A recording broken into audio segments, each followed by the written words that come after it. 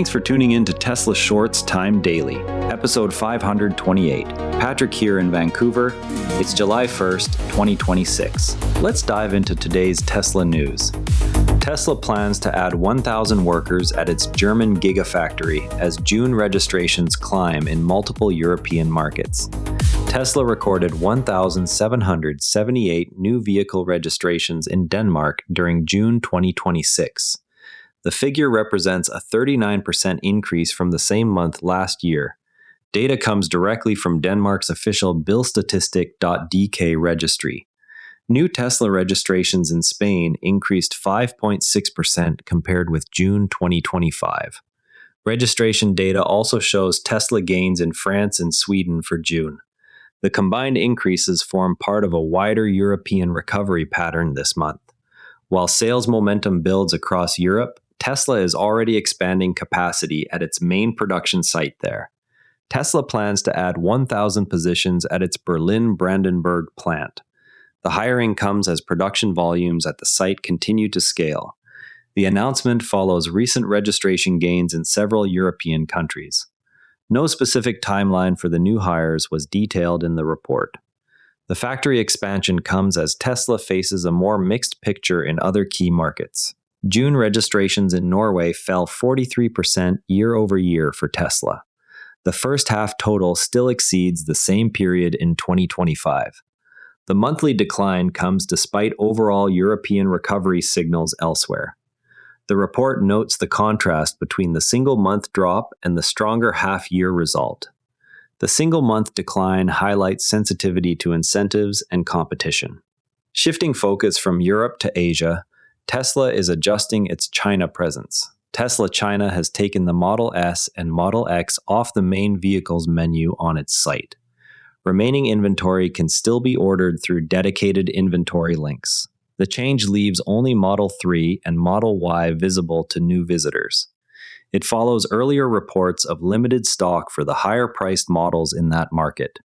In nearby Korea, pricing moves after subsidy approval show another side of market dynamics.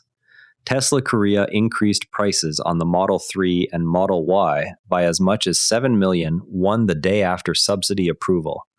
The adjustment brings some variants up by roughly $4,500.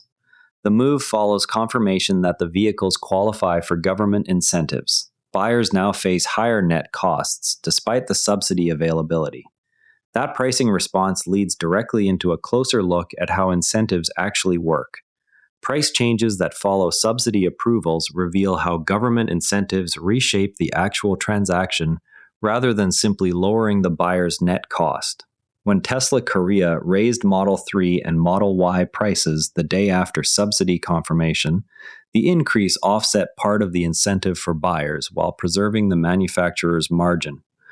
The sequence shows that list prices are not fixed engineering outcomes, but adjustable levers that respond to policy shifts in real time.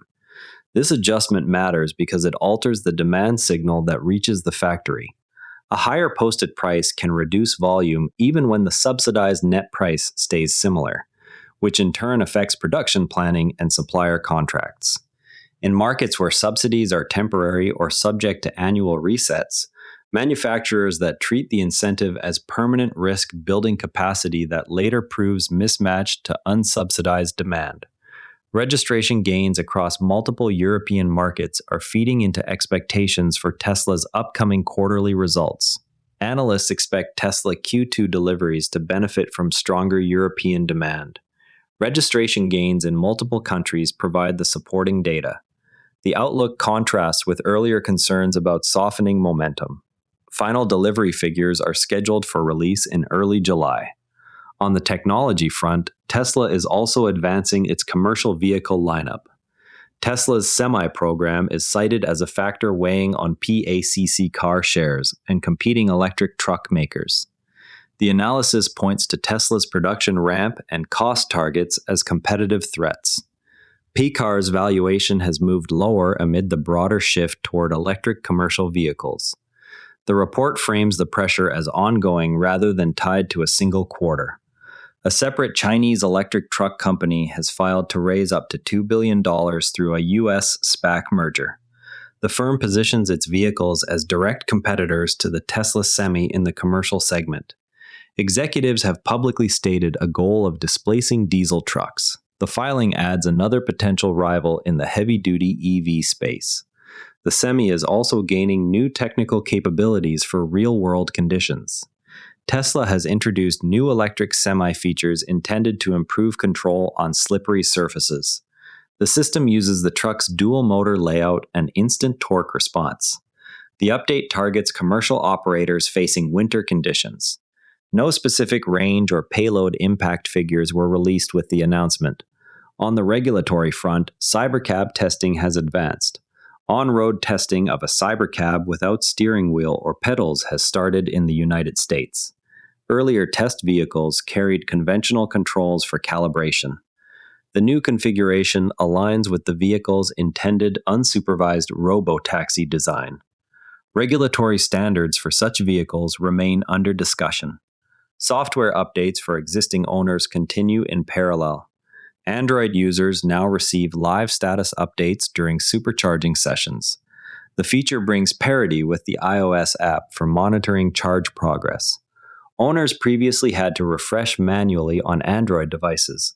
The update rolled out without requiring a vehicle software change. Full self-driving continues to evolve as well. Tesla has begun rolling out FSD V14 Lite to Hardware 3 vehicles outside the United States. The update brings additional supervised features to cars that previously ran earlier versions. Owners of pre-HW4 models can now access the latest stack without hardware changes. International rollout timing follows the US deployment. Beyond the vehicle side, Tesla's broader ecosystem keeps surfacing in owner conversations. Neuralink demonstrated electrode insertion that leaves the dura intact during procedures. The approach is presented as reducing certain surgical risks compared with earlier methods. A Teslarati thread highlighted video of the technique. The update comes from Neuralink's ongoing clinical work separate from vehicle programs. Owners keep highlighting dog mode as one of the most practical Tesla features for travel with dogs. The mode maintains cabin temperature and displays a message on the screen for passers-by. Recent posts show continued use during summer months. The feature requires no additional hardware beyond the existing climate system. Full self-driving software now manages situations where other drivers fail to signal turns. The system anticipates lane changes and merges without relying on visible signals from surrounding vehicles. Owners report fewer interventions in mixed traffic. The capability is part of the current supervised FSD release. Before we go, keep an eye on final Q2 delivery numbers expected in the coming days as European registration trends continue to develop.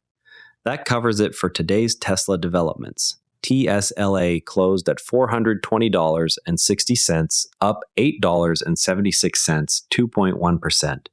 Share this episode with a fellow Tesla enthusiast if you found it useful, and subscribe so you don't miss tomorrow's episode. I'm Patrick in Vancouver. Thanks for being here. And before you go, this show is part of the NARA Network, a family of daily podcasts on tech, science, and markets, each one a short, sharp briefing you can finish on the commute. If today earned its place in your feed, here's your next listen. Unintended Consequences. True stories of good intentions that backfired. Find every show free at neranetwork.com.